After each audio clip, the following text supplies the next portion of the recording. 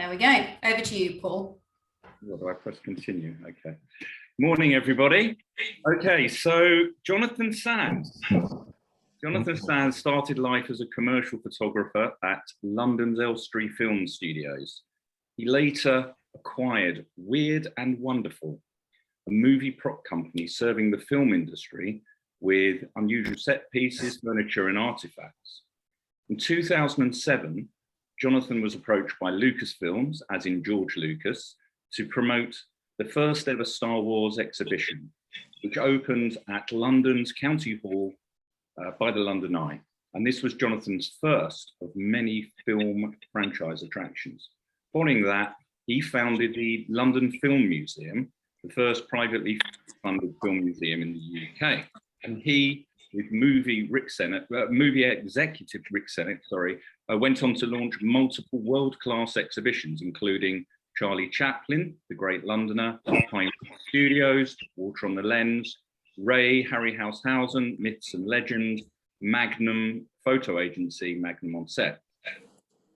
In 2014, they opened Bond in Motion, which presented the largest official collection of original James Bond vehicles, including the famous Aston Martin DB10 from the movie Spectre, and the Lotus Esprit, which famously dived under the water in the 1977 film, The Spy Who Loved Me. The exhibition ran successfully for 6 years in a spanking new 25,000 square foot site in the capital's Covent Garden, and welcomed millions of visitors through its doors every year. Following that, together with Rick Sennett, he was one of the owners of the incredible Harry Potter shops around the world, which together with the London Film Museum was sold to a major multinational corporation in 2018. Jonathan Sands is a true entrepreneur, spotting opportunities where many wouldn't. Always focused on the customer experience, and in many cases, the fans' experience, and puts creativity at the heart of everything that he does. However, as you will hear, he's always obsessive down to the minute detail of his execution in order to be authentic to the end result. Today, he will talk about his journey, his ups and downs, and his learnings from that incredible journey. So sit back and get comfortable, and I will pass the mantle on over to you now, Mr. Jonathan Sands. So if you take it from here. Wow, thanks, Paul. I hope the reality... Can I just ask everyone to mute themselves? Oh. Thanks, Paul. I hope the reality meets the expectation. Can everybody hear me? I've got a little bit of delay, but I will put a little slideshow up because I'm much better when I've got visual aids to help me. Can everybody see this? Yeah, I presume you can see that. Yeah. Okay, so thank you very much, Paul. Thank you very much, Jane. Morning, everybody, or evening if you're in Melbourne. I indeed started as a trained fine art photographer. I studied in Luton, in Barnfield College in Luton. I got my diploma many moons ago, but I set up a studio at Elstree Studios, which was very famous at the time. It's got a long history in British film. British filmmaking. Elstree was home of Star Wars and Indiana Jones, and is actually still operational today. And we have a very thriving film industry, I'm pleased to say. But I was a photographer when I was about 25 years old at Elstree Studios, and this is my claim to fame in the very famous Elstree and Borehamwood Times, which is world famous in Borehamwood, read by a circulation of 6. But I serviced. I was a commercial photographer actually, and I would do work for lots of different companies like Marks and Spencers and jewellery companies. As a fine art photographer, I'd do whatever it took. But Elstree Studios had an address. And for me, rather than be in the West End of London, it was a lot cheaper to be out of London, and where better than a film studio to have on your business card. It sort of served me kind of well. And like every budding sort of professional photographer, you live hand to mouth. But I was in a tenants meeting, as Elstree film studios are kind of like little communities and they're little cottage industries. And I was at a tenants meeting, and we went round the table and everybody was introducing themselves. And I introduced myself, and as we went round, there was this guy in the corner with long blonde hair, and he had Harley Davidson boots. Actually, his feet were up on the table. He was very sort of laissez-faire and sort of sitting there. And he introduced himself as Nicholas Harrison from a company called Weird and Wonderful. And I thought that was brilliant. What a brilliant name for a company, Weird and Wonderful Limited. I didn't actually care what they did, just sounded really cool. But I got to know Nick, and Nick and I were very, very close friends for many years.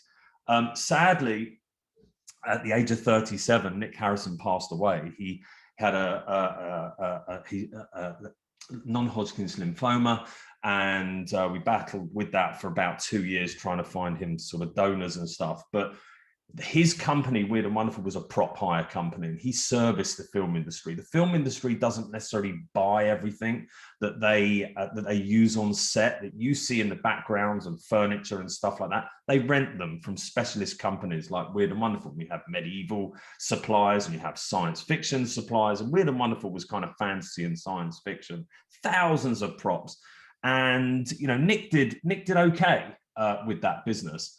But sadly, when he passed away, the family was left with a big warehouse full of props. And we approached them, and they had some debt. And I basically took the company over for like £1. But it had about £100,000 worth of debt, and I remortgaged my house. I had no idea what I was doing. I was standing in a warehouse full of movie props. But effectively, so this was 2001 by this time. So the warehouse itself, this is actually it. So as you can see, you know, you're looking at, wow, look, some of these, you know, quite sort of outrageous sort of props, but you've got to, it's not like renting kind of like tools from a, you know, from a stag tool hire or something. You know, this is something that people do not need every single day of the week. So you've got to be pretty much on your toes, and you've got to think of ways that you can sort of create themed events and stuff like that to put these props to use. Most of the time, you were renting them to film productions. Sorry, let me just go back a slide. And indeed, we worked on films like Star Wars and Harry Potter at that time. But a lot of the time, at the end of productions, the films would turn around to us and say, look, you've got all this storage, would you store our spaceships from Star Wars or what have you, and would you bring them out, help us bring them out during the promotion of the film? So that's what we did. So we struck up these deals with the film companies like Lucasfilm. We stored the props at the end of the making of, say, Phantom Menace in '96. And when the films actually came out, we would bring them back out into places like Leicester Square, and indeed, I worked at sort of Formula One Monaco, and I would basically be seen with Arctic lorries carting these things around Europe. They're like 30-foot long, some of these things. So our business was in logistics and stuff like that. So how do you make money from a company like this? Well, you theme events and you start to work with things like attractions, so visitor attractions. So I get a call from Chelsea Football Club, and Chelsea Football Club were coming up to their centenary year in 2005, and they wanted to create this exhibition to celebrate the centenary year. So initially, they wanted to do waxworks of the players and this, that, and the other. And I turned around to them and said, well, look, why don't you let me design the whole thing? I'll design the whole thing going back to 1905, and we can come up with a really lovely story and a journey up to present day. So they took a chance, and I got the gig. And effectively, that was kind of like my sort of early beginnings into curation and creating visitor attractions. Although at that time, they were paying me to do the job. It wasn't my attraction. I wasn't receiving the gate money, but I was kind of cutting my teeth on things like the Centenary Museum at Chelsea. I would do Fright Nights at Chessington or Thorpe Park. And I actually built the Seven Deadly Sins, which was a 50-meter walk-through experience at Thorpe Park for Fright Nights. I don't know if anyone went there, but it was very, very interesting times. When I was at Thorpe Park, a friend of mine who was actually working for Accenture came to see the attraction, and he said to me, he said, "Jonathan, why don't you go on the front foot and change your business model and try and own the attraction? No matter how small it is, if you own, say, the horror maze, you could take the gate money at the beginning."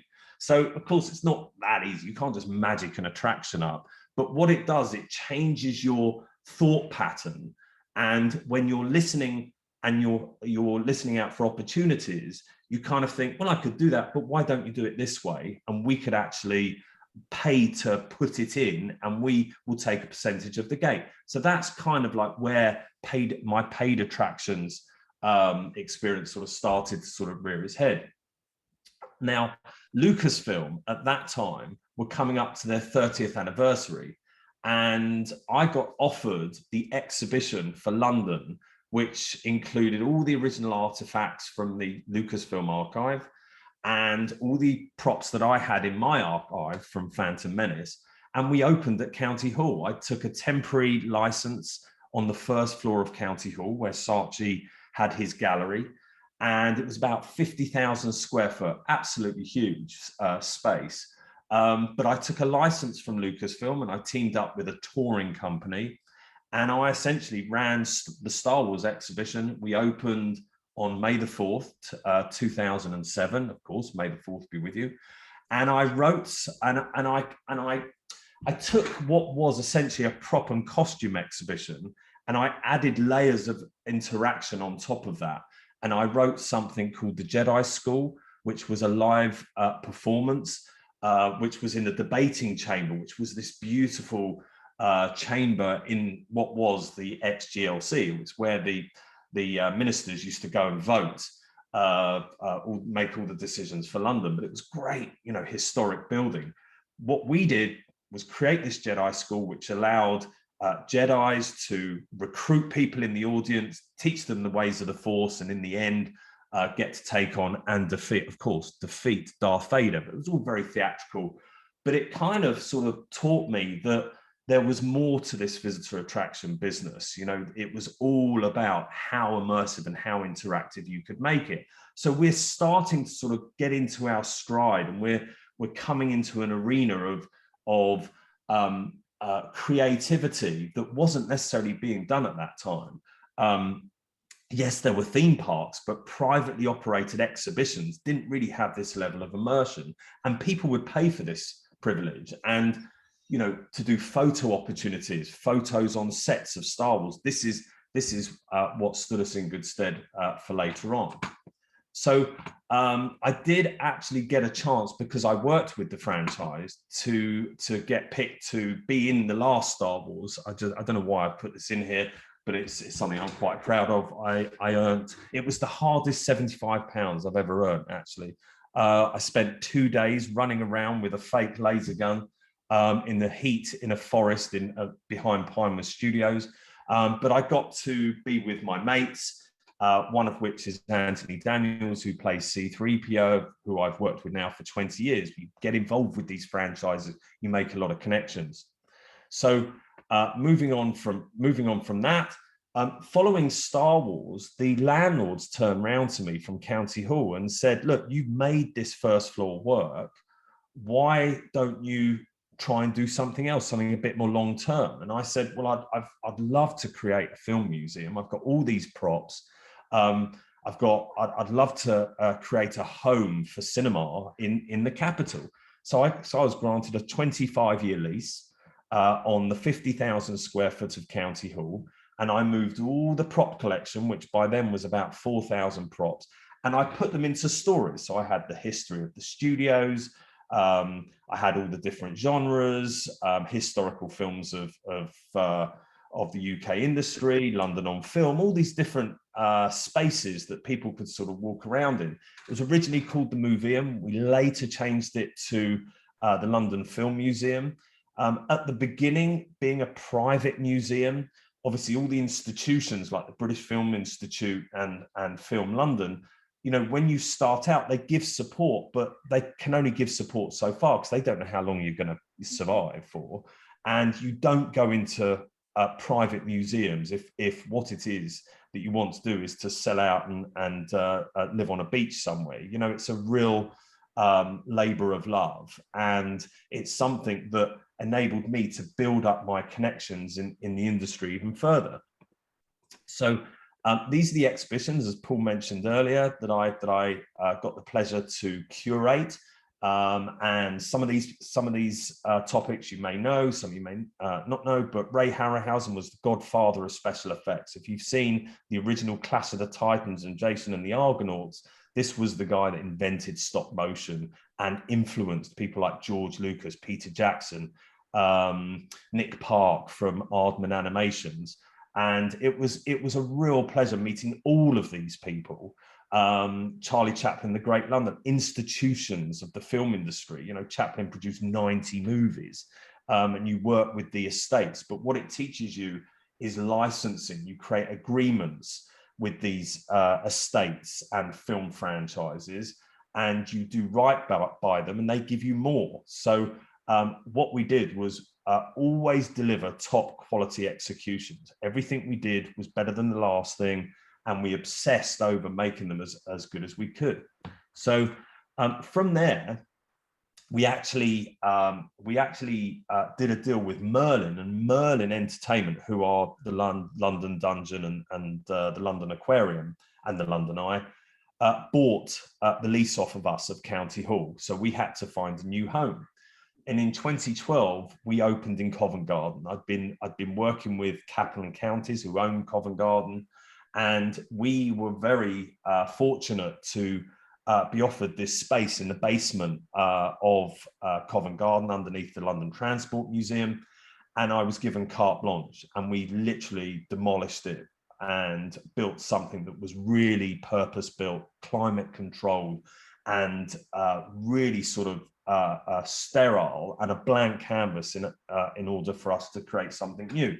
I created a couple of exhibitions, but none was as big as James Bond. And I already had a relationship with the producers from the prop hire company, because we worked on some of the Bond films, supplied the film with film props. And Barbara Broccoli and her team were very generous, and we did a deal with them to open the largest collection of original James Bond vehicles, which they have in their archive. So we designed this exhibition, it opened to the public, and very popular. And I also, off the back of that, created the 007 store, which is what you see online today. And it's something that, as an attraction, as an IP, obviously Star Wars was one thing, but having the James Bond, which is a British IP in the center of London, you know, was something that I think London really enjoyed. And as Paul said, we had many people through, and it really sort of taught me again, you know, to do right by the franchise holders and licensing and IP. And we had some retail in there. And ultimately, you've got to remember, an attraction or an exhibition or a museum is a retail offering. You know, you're selling a product at the front door, the ticket to actually come in to the actual experience.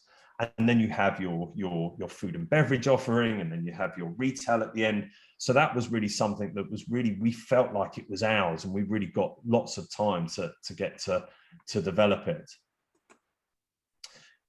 Then we get a phone call from Network Rail, and they had at the time, following the filming of Harry Potter, if you look on the left-hand picture, they had a trolley that was bolted to the wall. It was the back of a trolley. And actually, because the way the station worked, and because they changed the configuration of the station over the years, they kept moving this trolley into different locations, and the fans kept finding it. They called it Platform 9 3/4. And we get this phone call from the head of retail at Network Rail. And at the time, I had already met my now business partner, Rick Sennett, who had a deep relationship with the franchise. He was ex-head of business affairs for Warner Brothers, very involved with Harry Potter in the early days. And we built the film museum. And when we got offered this opportunity at King's Cross, at the time, you know, the film had finished. We weren't quite sure what it actually meant, because, you know, Harry Potter, as I said, the films had finished and there wasn't anything like this.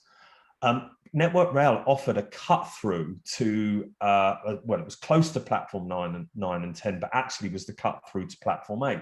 It wasn't a retail environment. It was literally just a tunnel. And the image in the middle will show you that if you're standing where we were standing in the middle there, you've got a pillar in the center, and the station was offering to put a glass front where pretty much at the forefront of the picture, where that guy in the high-vis jacket is, just on the left, and put a door at the back. So we thought, my goodness me, it's on the way to the toilet, it's out the way, there's no way this can work, but yeah, okay, we'll give it a try.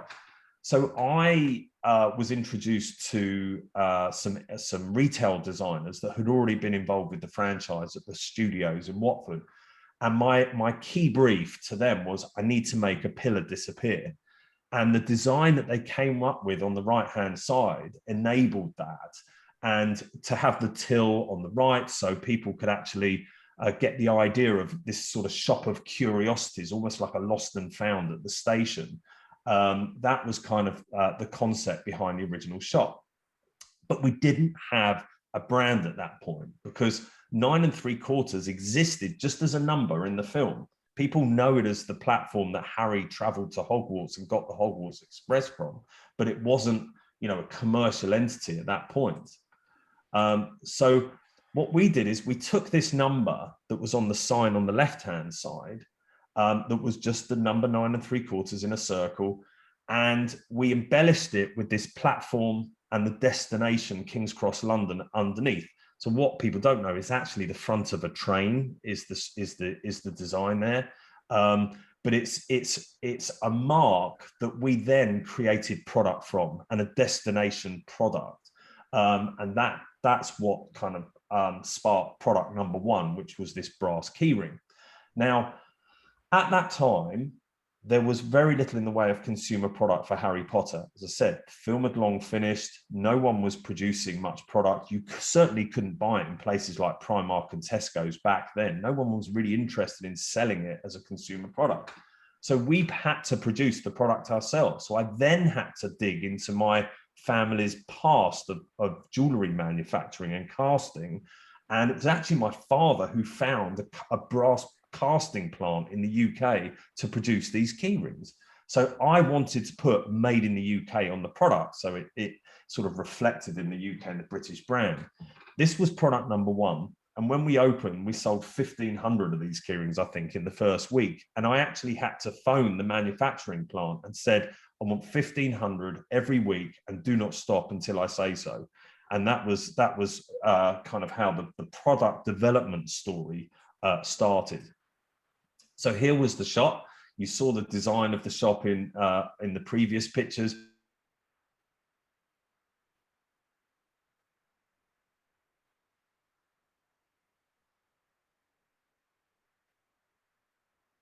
Is that me that's frozen, or is it Jonathan?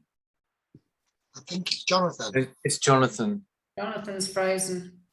Okay, right, until he unfreezes.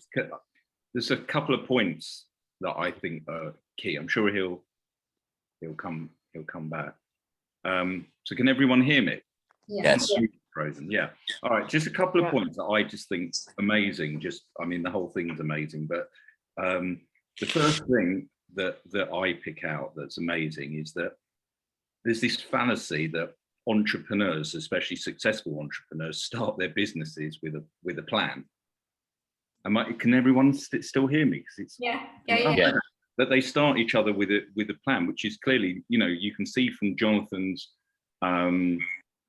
his presentation that, you know, yes, he had a vague vision, but all he kept doing was literally seeing these amazing opportunities that came up. He didn't really have a plan, But what he did was he literally jumped in, took action, and the plan kind of evolved as it went on. So I think that is just so typical. You know, when I grew a business, and I'm sure everyone here who's got their own business will tell you the same thing. And I've heard so many entrepreneurs say that.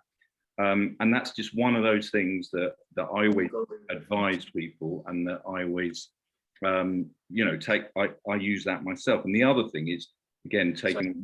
So I can't hear you. Can you? Hello. Yeah. Oh yeah, the other thing which is what you just said, Philip, was this adapt and change, which to me is at the heart of every entrepreneur's journey.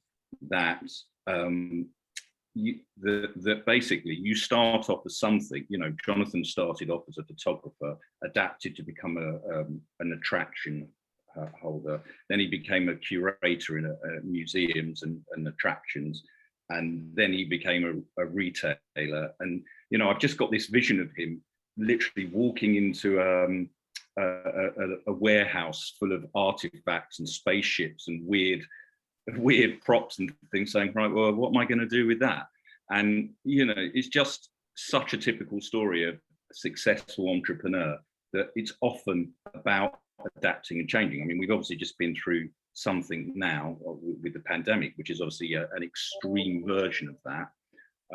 But yeah, adapting and changing. Sometimes people start businesses thinking they're going to business doing one thing, and they come out doing something completely different and very successfully, and never almost go back. So I think those 2 points to me were so key in his story in terms of what makes a successful entrepreneur.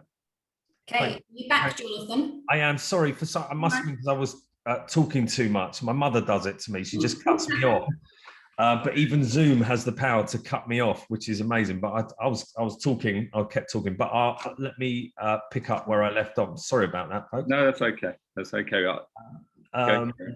But okay, so the story with the trolley was that Network Rail granted me the rights over the trolley. And going back to my photographic past, I created the photo opportunity at King's Cross into our agreement with Network Rail. So our deal was they allowed us to commercialize on the trolley as long as we managed the queues of people.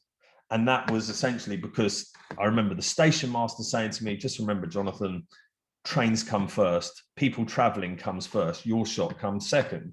So we really had to, when the shop really started to get lift off, and the only way I can explain it is in the first year we had 1.5 million people to a 700 square foot shop.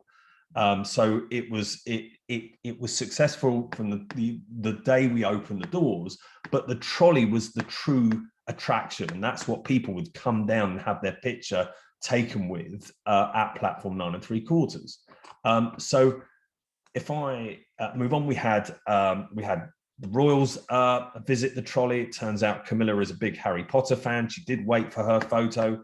There was the centenary year of the London Underground, and they as part of the visit, they stopped by platform 9 3/4, which was a real honor.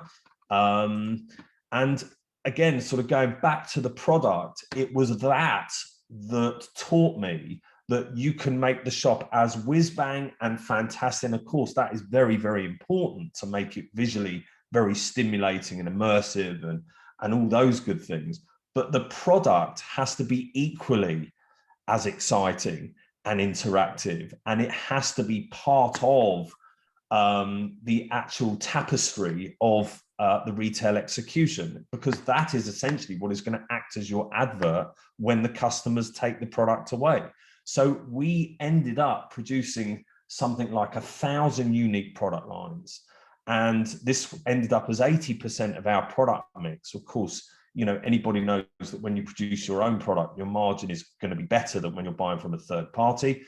And our supply chain, you know, it extended around the world, and we were able to, as the company grew, as the popularity of the shops grew, we were able to get better deals, and our supply chain got better. So these are some of the products that we produced, and we then started to look at sort of packages. So I ended up curating, much like Fortnum and Mason do with their curated gift trunks. I came up with the Hogwarts gift trunk, and we did houses, we did 9 3/4 ones, and then you'd have social media sort of YouTubers doing unboxings, and these would get 1 million hits and then be adverts in themselves. So this is how the popularity of our own brand kind of grew. We expanded the shop in 2015. As you can see here, this is what you note if you go to King's Cross today. And then we would hold events at the station, and this sort of played back to the station master. I kind of listened to him, but we ended up having 5,000 people to King's Cross every year for the Back to Hogwarts events, which if anybody's a fan of Harry Potter, they will know that at 11 o'clock on the 1st of September, the Hogwarts Express leaves platform 9 3/4. It doesn't really, but obviously, but the fans do descend on King's Cross Station, and Warner Brothers were extremely generous, and we worked with them, and the popularity of the event helped with the brand. So Eddie Redmayne and Jude Law, people like that, Warwick Davis would come down, and we would hold these fantastic events, again, promoting the shop and the products. So an extension of the retail execution was our online offering. I wanted to reflect the brand in the same way that we had the Lost and Found and that Shop of Curiosities. And the way I did that was I really wanted the packaging of the products to look like kind of post-war brown paper packaging, string and tag and the stamp. And that level of authenticity was really embraced by the fans. And they would then put it on social media, and then you'd get more adverts, et cetera, et cetera. And that's something that I was really obsessed about. And we had a hand wrap process in our warehouse. And that originated from the fact that, well, we might as well set up a website because we've got all this stock on our shelves, set a bench up, start packing the product. That then obviously grew, and eventually that became a business in itself. Then came the other online activities like virtual reality. I wanted to bridge the gap between what was a very immersive bricks and mortar business to expand on what was a really sort of one-dimensional experience online. And most websites today, most retail e-com sites are very one-dimensional, even Amazon. And I think that's where the biggest amount of change is going to come. Cursed Child was also running in another swimming lane here. And because of our success at 9 3/4, we were approached by the author and the team to say that they were producing this show in London and potentially around the world. Would we look after the retail execution? And I think I said something like, yeah, only if we can do it in a slightly different way, and we can create mini sort of shop in theatres, mini Harry Potter shops in the theatres. And then we had the product to look at. Of course, the theatre or the play had its own story, its own look. And it turns out that the play was going to be in 2 parts. You had the good part, the light side, and the dark side in the second part. So I said, well, why don't we produce 2 sets of merchandise? So when the visitors come back for the second part later in the day or the next day, we have a whole new set of Dark Mark products for them to look at and enjoy. So, and of course buy. So this was something that was very popular. And the Cursed Child took off in London in 2016, and that's what took me around the world. Funny how life goes in circles, because we had the cast of Star Wars from The Rise of Skywalker come pay us a visit, and they came and also they're donning their Harry Potter Cursed Child merchandise. Same time, we get offered, so in 2016, I get offered a concept store at Heathrow Terminal 5. And by then we were obviously flying at King's Cross, and I just wanted to do it slightly differently. I didn't want a concept, a pop-up shop to just look temporary. So we went that extra mile. We spent that extra few pounds to make it look a bit more permanent. And the fans again, and the travelers really embraced that. And remember, you've got a slightly different audience here. King's Cross, you've got fans. That's the destination for Harry Potter, platform 9 3/4. Heathrow Terminal 5 did not exist in the book. Okay, but Heathrow Terminal 5 obviously has a lot of footfall. There's a lot of benefits to opening a shop at the airport, but it has its challenges. It's very expensive. It's airside, it's the security clearances. The benefits are that you get told exactly how many people are going to be traveling in that given month. So you have instant footfall. You're not disrupted by the weather because you're always indoors. But of course, today it's a slightly different picture because of the pandemic. But then it was obviously, you know, you're talking 30,000 people a day would come through T5, if not more. So the shop opened, and it was a success. Cursed Child in 2018 extended to New York, and I had to then start a business from scratch. HR, banking, legal, finance, whatever. We had to set a business up from scratch, and we opened a store on Broadway, and we took the success of London and we extended it to Broadway, and that ended up in Melbourne. So that's our friend that is on the call today from Melbourne. I have a lot of experience. We were at the Princess Theatre, and we're also in San Francisco. We were about to open in Hamburg. So it was the Cursed Child that allowed us to sort of trade worldwide, which was a lot of fun. New York was crazy, but it was great. Then we expanded at T5 because of the success of the pop-up shop. We were offered the outgoing Hamleys store in T5, which was a much bigger shop. But obviously, the airport had the confidence in us. We were delivering in the numbers. And a lot of this stuff is about results. You know, you can produce a lovely retail offering, but if you don't do the numbers, obviously it can't survive. But if you do the numbers and you keep obsessing over it, and you keep improving the offering and understanding exactly what the customers want and delivering on that, you get offered more. And this is where we were sort of getting these different opportunities, and I would take them.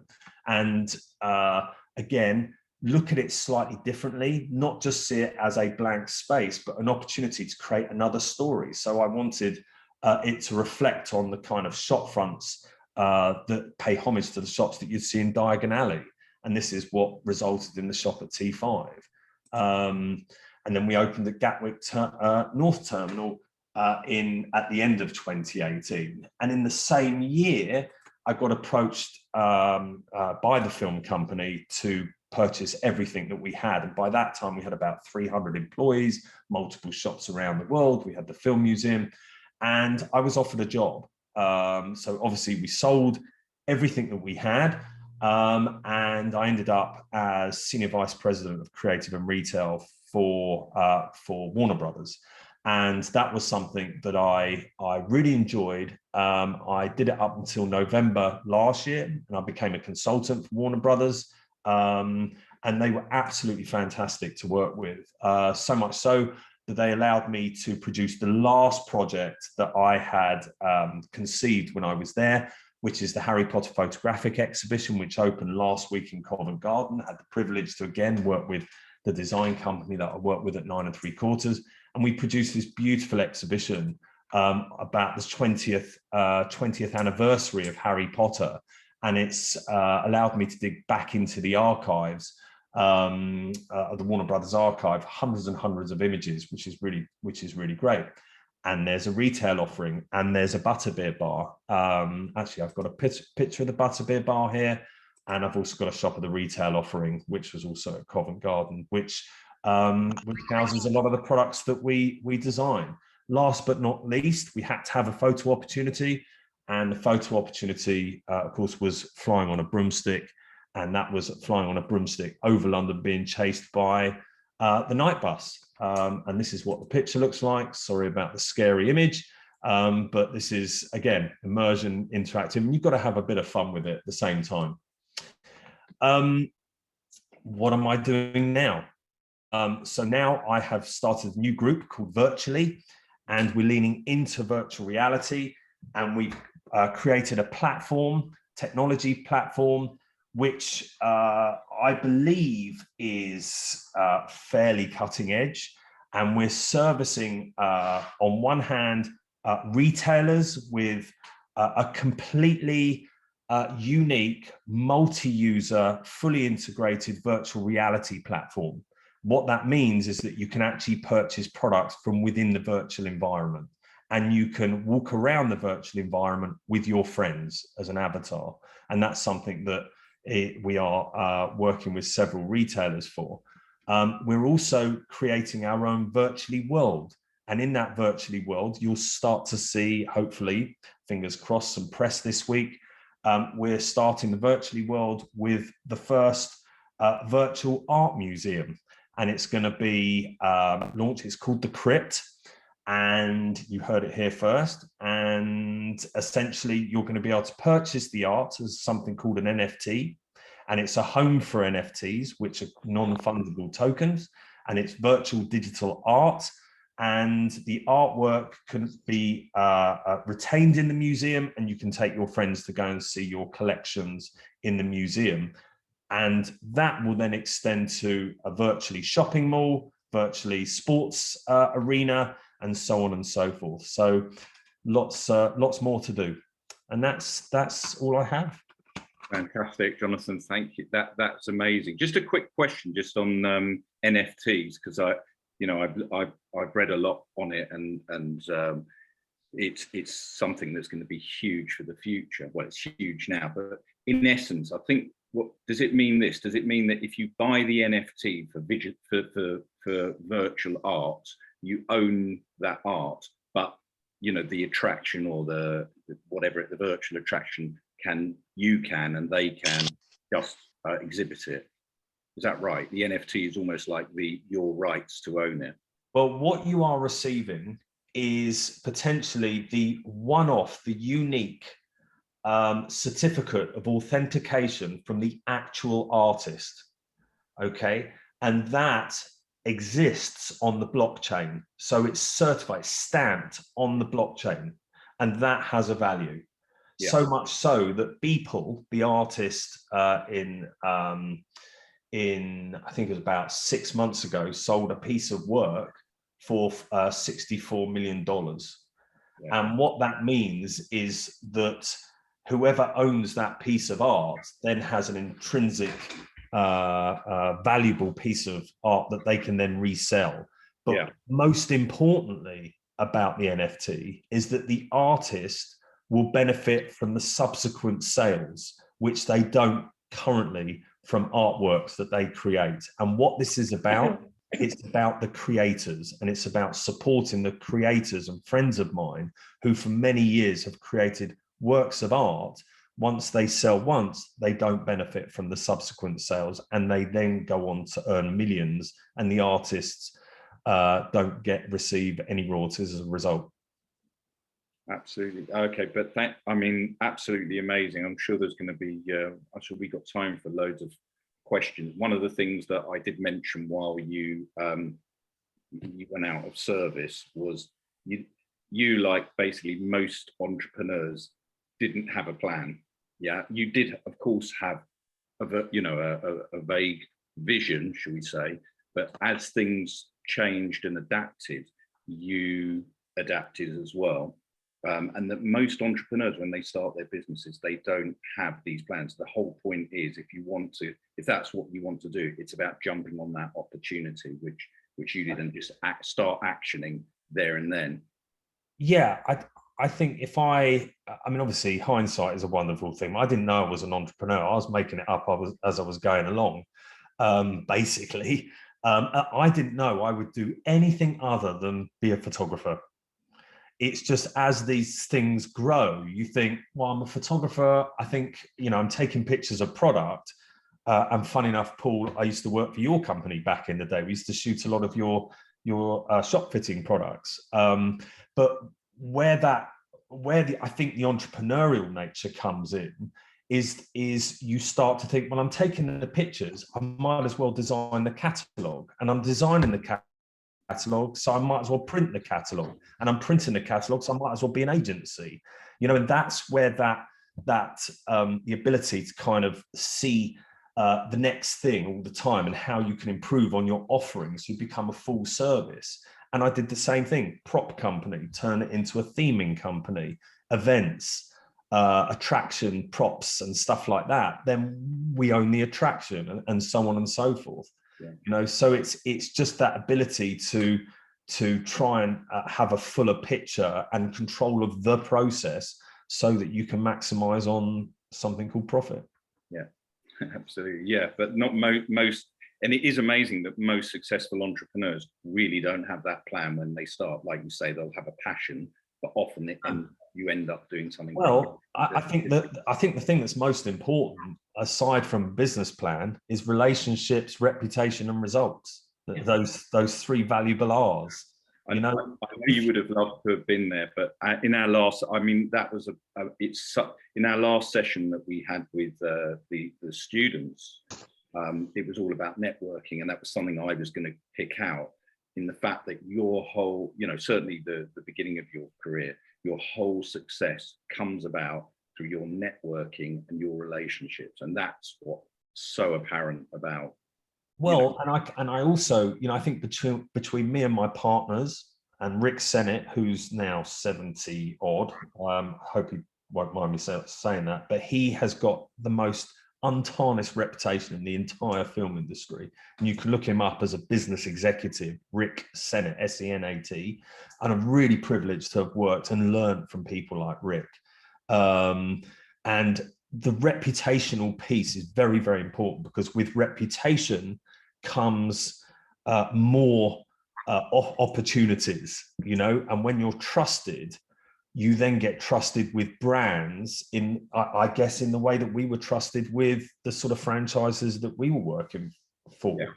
Yeah. You're also being humble as well, because clearly, again, I think the point that you make throughout, you over deliver every single time, so much so that once you've done that, like you know, you kept saying that these brands, I mean, and we're talking like worldwide corporations, they trusted you because you over delivered initially, and you made sure you mentioned the word a lot, the word obsessive. You know, you were obsessive about everything that you did, the detail. And again, that everyone knows that saying, retail is detail. But in everything that you've done, although, like you say, it's lovely to have this amazing retail experience and these wonderful things you were creating, but actually what lies behind it is your detail and the focus, the kind of laser focus down to, you know, the store. I love the story with the keyring, the brass keyring, which is such a small item, yet you've bet the whole of your product success rested on the brand that you created for that small keyring, which again shows that, you know, the laser focus on detail. Let's open this up to questions. Yeah. Has anybody got any questions first? Yeah, Jonathan, I've got a question. So you've obviously, through your journey, you've established a footprint, a blueprint for business, tried and tested. Have you always been a principal? Have you considered whether your offering is franchisable, particularly where you've, as you've said, through your journey, extended out globally, which obviously presents challenges, logistics issues. How have you dealt with those issues? What's your decision process? The business process, obviously, as an entrepreneur, to an extent, we're self-serving. It's about P&L. How have you dealt with that? I'm very interested. Thank you very much, Phil. Okay, I'll try and put this into as summarized as I can. I guess from the top, there's nothing we ever thought we couldn't do, if that makes sense. It does. We never thought for 1 second, or I never thought for 1 second, that we couldn't run a business in, say, New York. You know, it was just how. And you research and you just basically, especially the internet makes it a lot easier nowadays to actually make that happen. But in terms of running a business, I think the only way is the straight way, you know, and you run a very clean, business that I think for the first sort of dozen years or so in business, a lot of people think, oh, if I show profit, I've got to pay tax and this, that, and the other. And actually it works the other way around, because the more profit you show and the more money you pay to your landlords and the more money you pay to people that you've got licensing from, the more you will get from these people. Rather than how little can I pay, how much can I pay? The more they benefit, the more you benefit. And once you show the profits in your business, that is very attractive for anyone from a bank to a prospective purchaser. In terms of sort of dealing, I never looked down on the tightrope once. We just kept going. I was so busy, I never had time to look down and see the sort of height we were climbing to. It was, to me, it was still a shop, or it was still an exhibition. Do you know what I mean? Yeah. There was always something to do.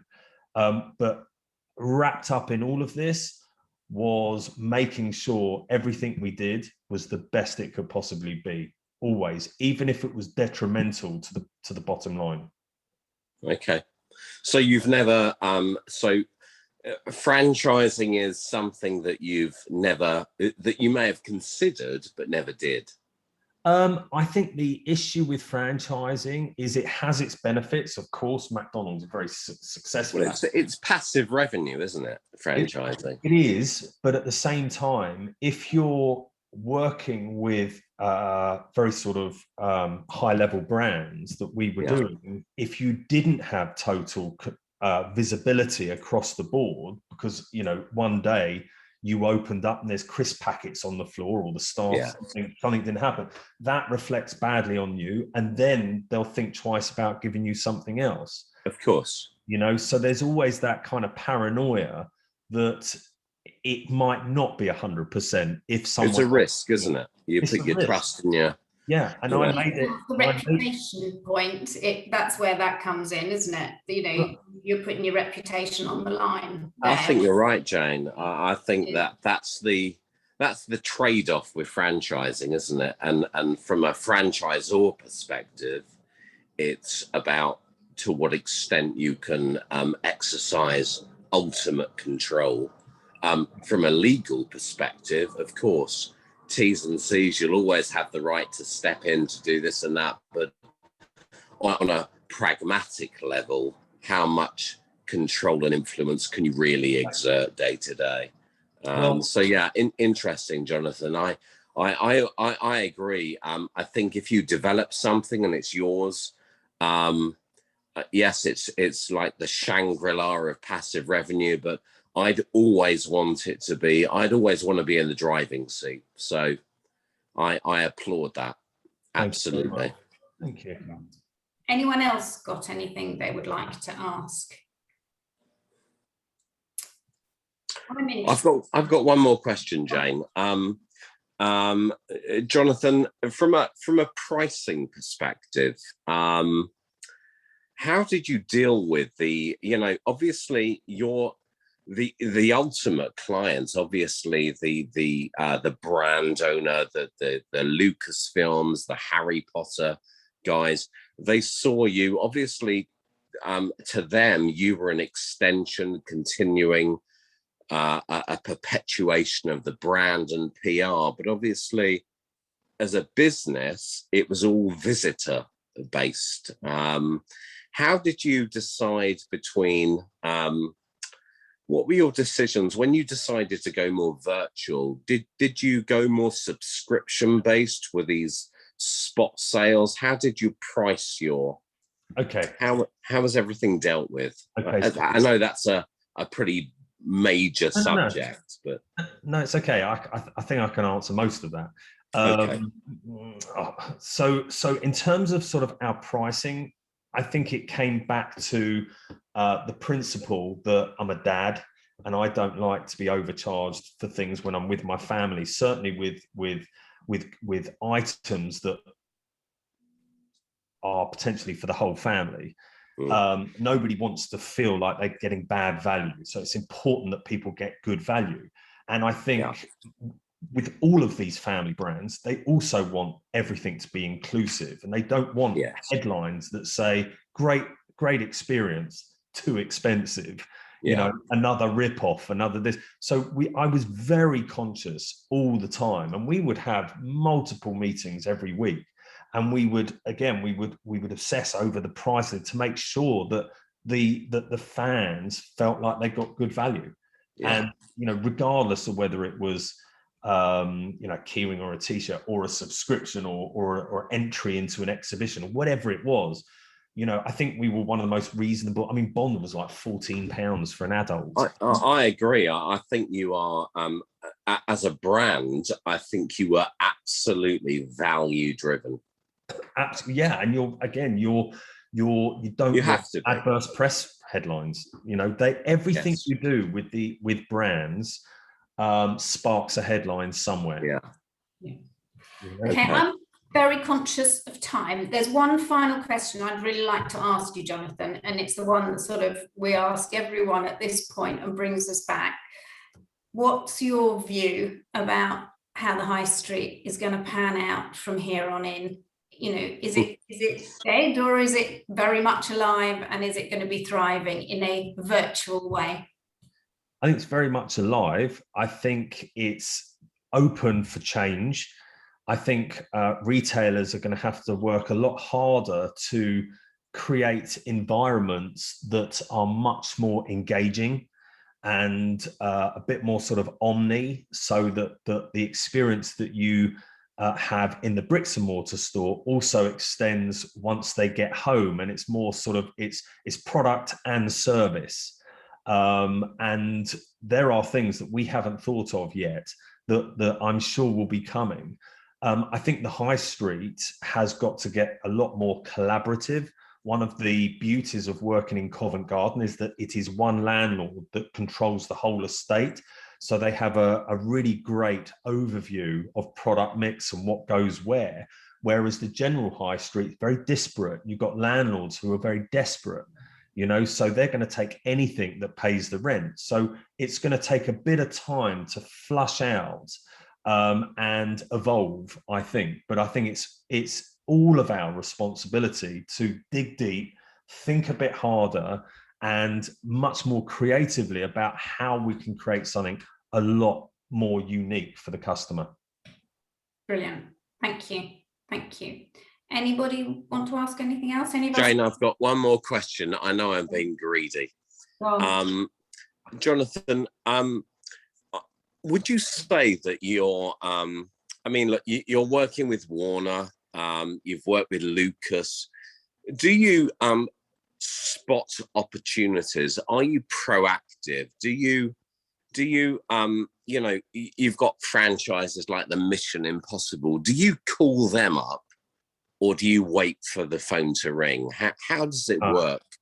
So the secret is that I probably produce about 3 presentations a week. Okay, so I've got a real dab hand at PowerPoint. Okay, I'm sure you have. And you know, if you think you've got a good idea, even if you do not know the person at the other end, you pursue it. Okay. It works both ways. You might know a person that knows a person, but there's no such thing as a bad idea. You know, and, you know, if you think it's good, you know, get it out there. The worst they can say is no. I agree. Kim, sorry, you've got a question. I don't know if there's time. I wanted to make firstly one observation, then ask the question, if I may, very quickly.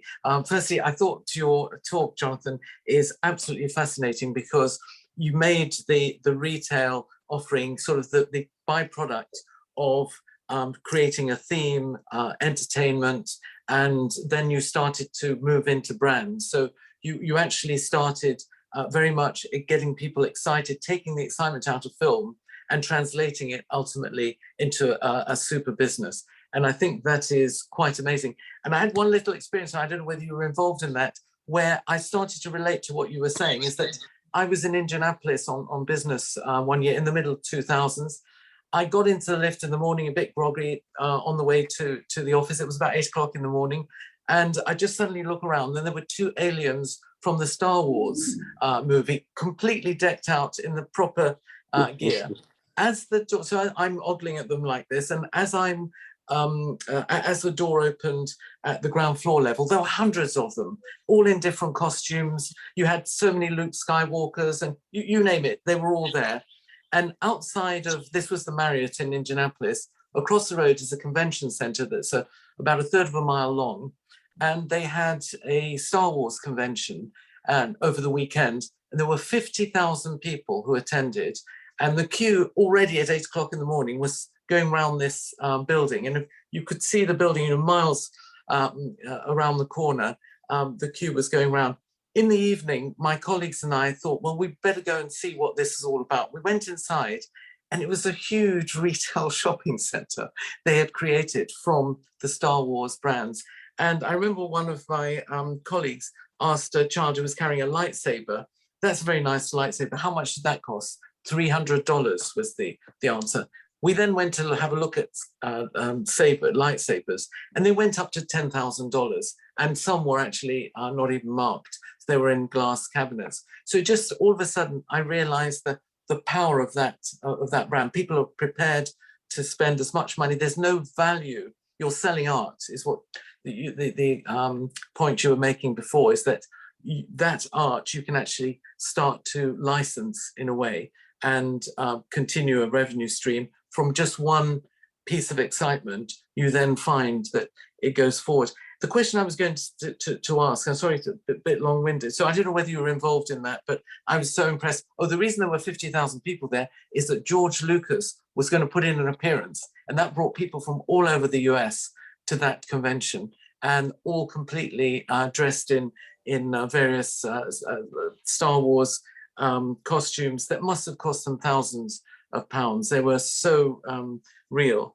But really now coming back to the retail scene, what we're seeing now is perhaps a reset, if I can say, in the retail scene, and that this pandemic has caused so many chains to close stores. We've seen the high street.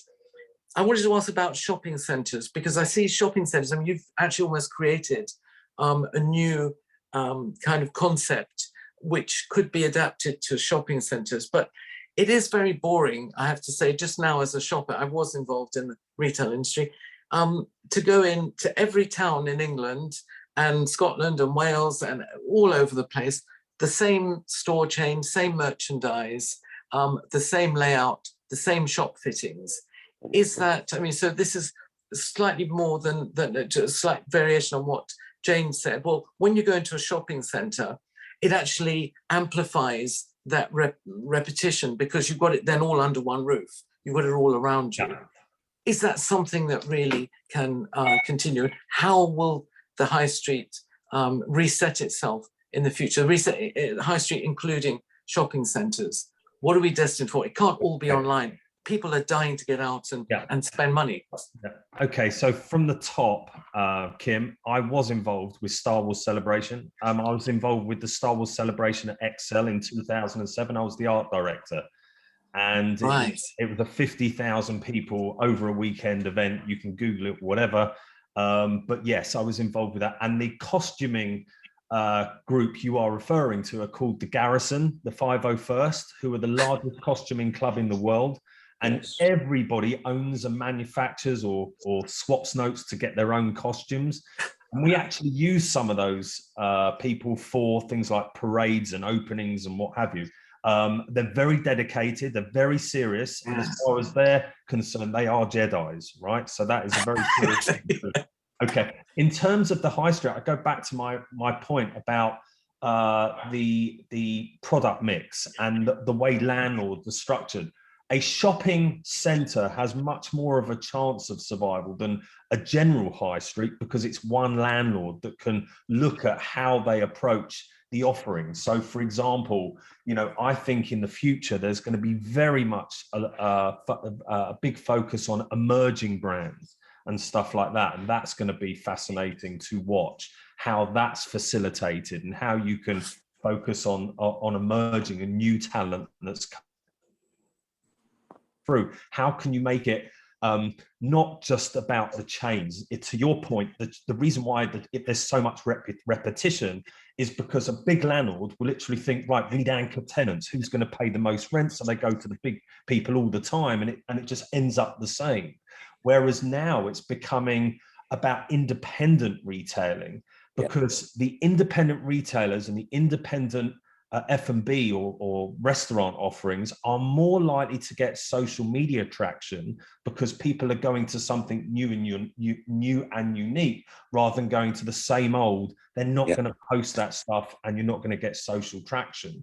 So I think it's very much going to be focused on the independent retailers, opportunities for independent retailers, and emerging product developers. Yeah. Wanting to be just wanting to be respectful of everybody's time. I know we've run right over. So look, Jonathan, absolutely, you can hear we're having your back. By the way, you don't. You're coming back. You can see we can carry on for bloody hours with this. It's amazing. It's a fascinating. Yours is a fascinating story. Amazing journey that you're still on, clearly. And there's so many great takeaways that, that especially for the students as well. We're all students, we're all learning all the time, but there's some great takeaways there, and we are so appreciative of your time and taking the time to tell us. I mean, if I was to sum up with one, I've written down literally 3 words, or 4 words actually. Think like a fan. That's how, to sum up. And that's what you with the Harry Potter scenario, it just shows you think like a fan, or you think like a customer.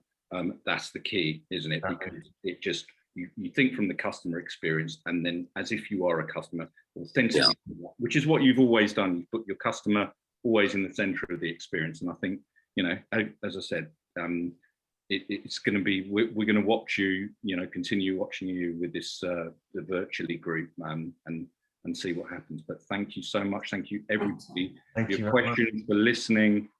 Absolutely fascinating. Thank you. Brilliant. Thanks for having me. Thank you very, very much. Amazing. Thank you everybody for joining. And our next event actually carries on the same sort of theme. So we're on August the 19th, and we're talking about future of retail design. So carrying on very much the same sort of thing. So thank you very, very much, Jonathan. Fascinating. And we look forward to seeing you all again soon. Take care. Bye. Bye. Thank you. That's great. Thank you. Thank you very much. Thank you. Thank you. Pleasure.